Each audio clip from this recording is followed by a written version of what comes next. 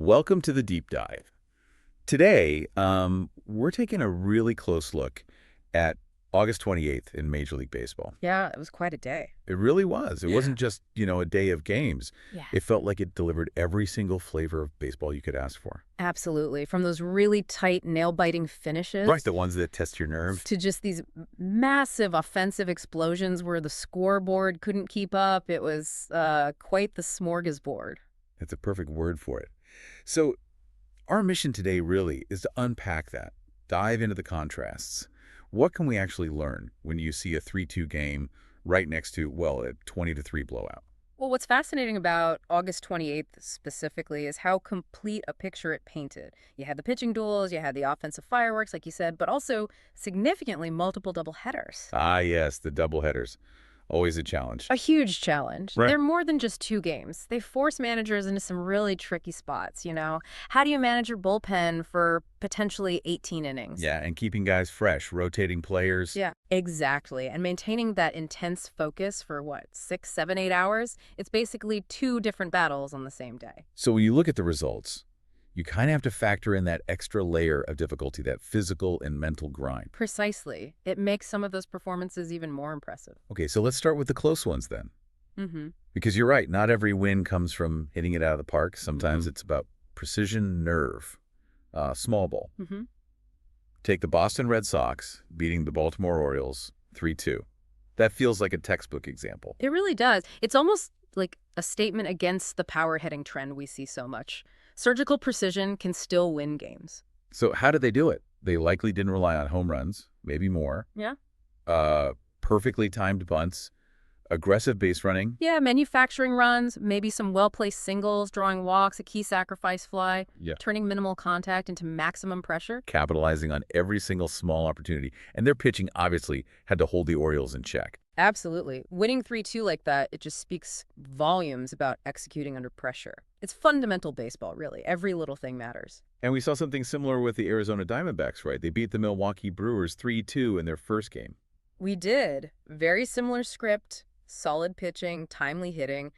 But what stands out there, I think, is holding the Brewers to just 2 runs on the road. That's a good point. Milwaukee can score. They absolutely can. So holding them down like that, away from home, that requires your pitching and defense to be perfectly in sync. No room for error, really. And this theme kind of continued, didn't it? Pittsburgh Pirates edging out the St. Louis Cardinals 2-1 in their first game. Another one. Yeah, 2-1 just screams pitcher's duel. Runs were incredibly hard to come by. Getting a run across in a game like that must feel like, I don't know, cracking a safe. Huh. Yeah, something like that. Every base runner is earned. Every run feels monumental against that kind of pitching and defense. Okay, so from those super tight games, let's pivot to the other extreme of pitching dominance, the shutout. Right, the complete masterclass. And August 28th gave us a few. Like the New York Mets blanking the Phillies 6-0. Yep, dominant performance. And the Houston Astros shut out the Rockies 4-0 in their first game. And Oakland too, right? 7-0 over the Tigers. That's 3 shutouts right there. And what's interesting about shutouts isn't just the zero itself, it's the psychological impact. Okay, so Well, it's not just one great pitcher usually. It's the starter going deep, the bullpen locking it down, the defense making every play. It's a full team effort. okay, I see. A collective success. Exactly. And for the losing team, getting shut out can be really demoralizing. It can plant seeds of doubt that maybe last longer than just that one game. That's a really interesting point about the mental side. Now, the Dodgers also had a solid win, 5-1 over the Reds. Not a shutout, but controlled. Right, comfortable, showed they could score consistently, and their pitching kept the Reds mostly quiet. A well-managed win. Kind of a middle ground, like you said. A middle ground between those nail-biters and, well, what came next. Because for every display of pitching precision, August 28th also gave us pure offensive force. Oh, yeah. Some teams just exploded. Okay, let's talk about those fireworks, where the bats just couldn't be stopped. I mean, the Kansas City Royals beating the Chicago White Sox 12-1. That was probably the most lopsided game of the day, yeah. An absolute routing. An offensive onslaught. But here's what's kind of surprising looking back. You'd think 12 runs means a bunch of home runs, right? It might, yeah. But the Royals apparently only hit 1 home run that game. Oh, interesting. So it wasn't just brute force. No.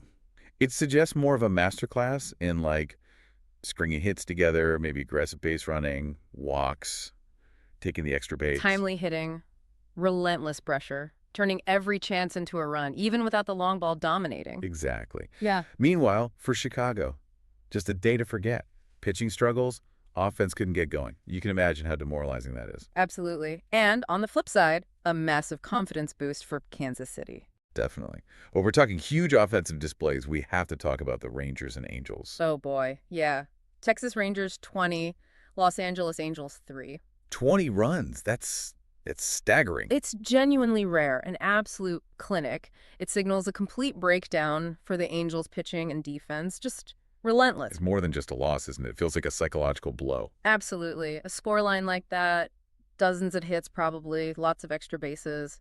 It doesn't just beat you on the day. It can really shake a team's confidence, especially the pitching staff. You wonder if the Angels pitching coach was just hiding by the end. You might not blame him. It's the kind of game you just want to erase from memory immediately. A total nightmare scenario for them. We also saw the Giants put up a big number, didn't we? 12-3 over the Cubs in their first game. Yep, another significant offensive outburst. The Giants' bats really came alive there against a decent Cubs team. So we've had tight defensive battles. We've had complete blowouts. But what about games that were high scoring but still close? The slugfests. And yeah, August 28th had a great example. The Toronto Blue Jays beating the Minnesota Twins 9-8. Wow, 9-8. That sounds like a wild one. Definitely a slugfest. Powerful offenses, likely going back and forth, maybe some pitching struggles on both sides contributing to the high score. So lots of hits, maybe some homers. Probably. But the key thing is that one-run difference. A 9-8 score suggests constant lead changes, or at least momentum swings. Neither team could really pull away. Just back and forth drama. Exactly. That's the kind of game fans love, right? Full of action, suspense right down to the end, probably decided late, maybe a big rally or a clutch defensive play under pressure. Keeps you on the edge of your seat. Okay, so we've seen all these different types of games. Let's bring it back to those doubleheaders. They weren't just extra games. They were, like you said, tests. Huge tests of depth, stamina, resilience. Look at the Arizona Diamondbacks sweeping the Brewers. Game 1 was that tight 3-2 pitching duel we talked about. Right, a grind. But then in Game 2, they found more offense, winning 6-4. To win both against a good team like Milwaukee. That's impressive. It's massive, especially when the games demand different things. First, precision pitching, then sustain offense. It shows incredible resilience and mental toughness over, 18 long innings. Sends a message. What kind of message? That the team has depth, they can adapt, and they can perform under that unique pressure. A doubleheader sweep like that can really galvanize a clubhouse. It can be a season-defining moment, honestly. Injecting a huge surge of confidence. Definitely. And we saw the Houston Astros do the same thing against the Rockies. Right. Game 1 was that 4-0 shutout, pure pitching. Pitching dominance. But Game 2 was much tighter, 4-3. So the Rockies pushed back harder in the second game. Seems like it. They generated more offense, made it more competitive, but the Astros still found a way to win. Clutch plays, probably. So again, showing they can win different ways. Yeah. Dominating or grinding it out. Exactly. 2 wins in one day. Doesn't matter how. It's a strong statement. Shows their depth and versatility. And the San Francisco Giants also swept their doubleheader against the Cubs. They did. Game 1 was that 12-3 offensive explosion we mentioned. Terrible thumping. But then Game 2 was a tight 4-3 win. So after blowing a team out, they had the focus to immediately pivot and win a close one. That's impressive, too. Sometimes after a big win, maybe the energy dips. It can, yeah. So closing out a tight game right after shows real mental discipline. Sweeping a good team like the Cubs is a huge boost for the standings and just, overall team morale. Again, testament to resilience and depth. But not everyone swept. We had a split, too, right? Pirates and Cardinals. We did, and that's fascinating in its own way. Pittsburgh won the first one 2-1, that tight pitchers duel. And then St. Louis came back in Game 2. Yep, Cardinals won the second game 4-1. Revenge. So that shows something different, doesn't it? Adjustment. Exactly. It's a great study in how quickly teams adapt. St. Louis showed that veteran savvy, took the loss, immediately figured out what needed to change, and came back strong. Making those crucial tweaks between games. Right. Whether it's pitching approach, lineup changes, or just refocusing mentally, shaking off a loss instantly and winning the next one is a vital trait for successful teams. It's like a mini chess match within the day. So when you look at August 28th as a whole, it really was this incredible, vibrant snapshot of everything baseball can be. It really was a complete tableau. You had the strategic chess matches decided by one run, demanding total precision. Nerve-wracking stuff. You had the absolute offensive explosions, pure power, relentless hitting, Scoreboards working overtime. and then the doubleheaders, testing endurance, depth, mental strength like nothing else. The ultimate grind. It felt like a microcosm of the entire season crammed into one day. The wild momentum swings, the flashes of individual brilliance, but also that collective effort needed to win. Yeah, it reminds you why this sport, even with its daily rhythm, is so compelling. So maybe this raises a final question then Yeah. for you listening. Why does baseball continue to captivate us? Well, perhaps it is days like August 28th, where every single game tells its own story, competition, triumph, sometimes struggle, but they all add up to this rich narrative. Each game offers a different kind of thrill. Exactly. So think about it. Which type of game do you find most compelling? Is it the tension of that 2-1 pitcher's duel? Is it the sheer spectacle of a team scoring 20 runs? Or is it the quiet dominance of a 4-0 shutout? They all offer something different. They do, and August 28th showed us all of them in full glory. It leaves you thinking about what really makes a baseball game memorable, doesn't it?